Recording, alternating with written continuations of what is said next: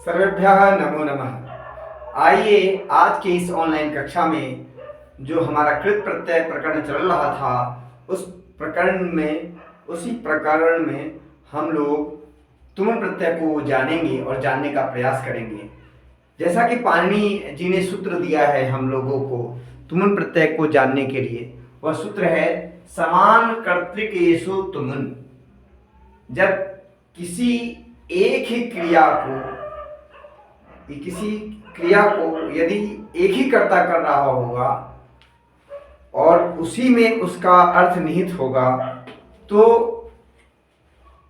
वहां पर हम लोग क्या लगाते हैं? तुमुन प्रत्यय लगाते हैं।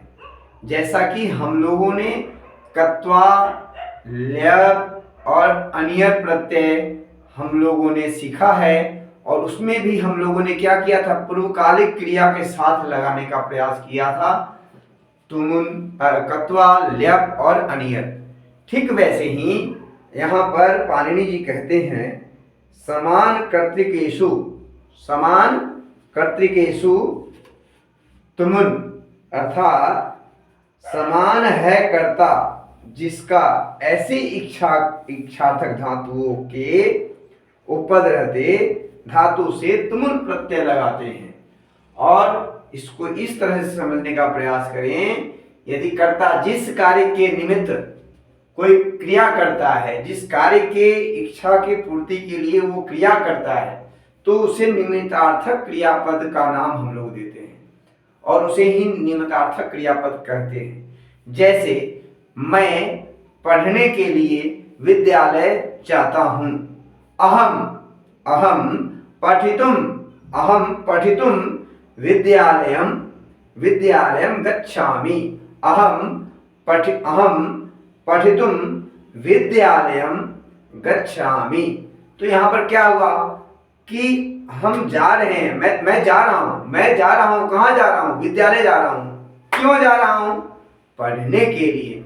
तो यही हो गया निमित्तार्थक क्रियापद।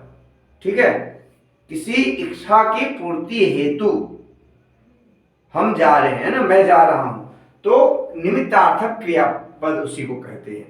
तो निमित्त बोधक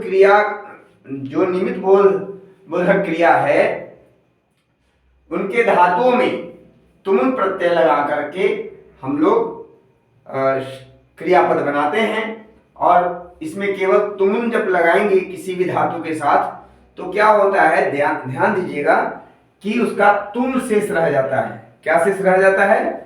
तुम। क्या शेष रह जाएगा? तुम शेष रह जाएगा, ये है ना, तुम शेष रह जाएगा, तुमुन प्रत्यय का तुम शेष रह जाएगा। और तुम में, और मैंने आपको पहले ही बताया है, तुमुन जब लगेगा तो दो तरह का रूप बनता है। एक तो बनता है, देखिए तुमुन प्रत्यय को जानने के लिए मैंने एक तरीका बताया था, तुम इतुम तुमुन, तुम इतुम तुमुन,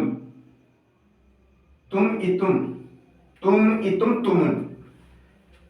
अब यहां पर समझिए, जैसे हमने तद्धित प्रत्यय में क्या किया था, ईकारांत धातु था तो उसको ए कर देते थे, है ना। उसी तरह से यदि तुमुन प्रत्यय लगाएंगे तो ईकारांत यदि धातु है तो ई का ए कर देंगे और तुम लगा देंगे। ठीक है, जैसे जी जमा तुमुन, जे तुम।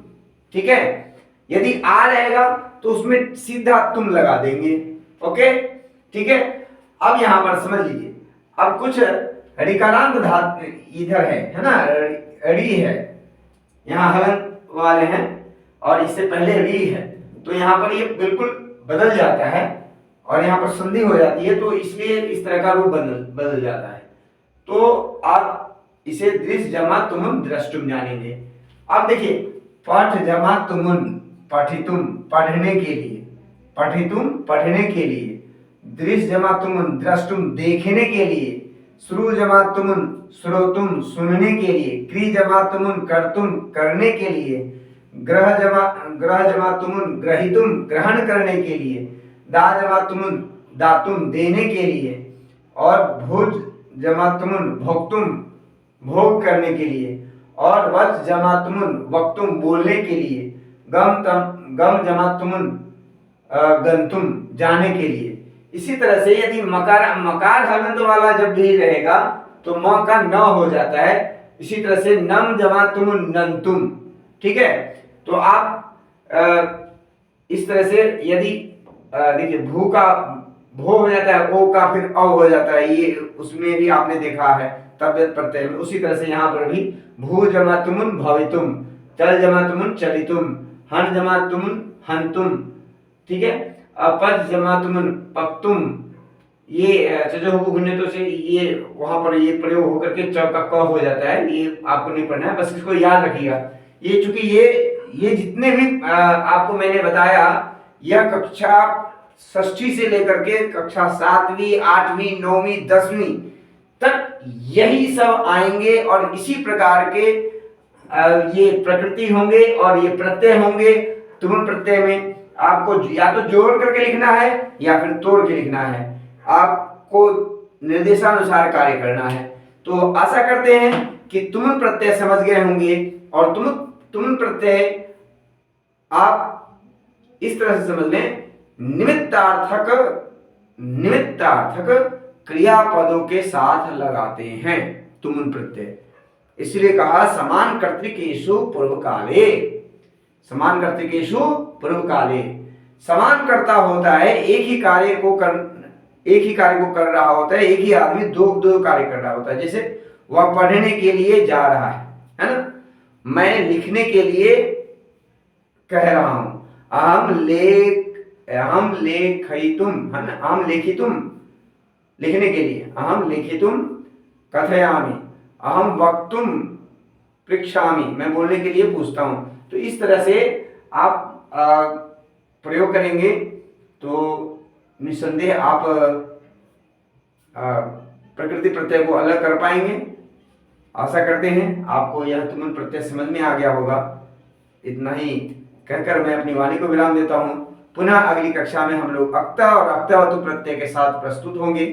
वैसे अक्ता और अक्तवतु प्रत्यय भूतकाल की क्रियाओं के साथ लगाते हैं, जिसमें कि रूप बनता है तह ता तम, पठितः पठिता पठितम, हंसितः हंसिता हंसितम, इस तरह से।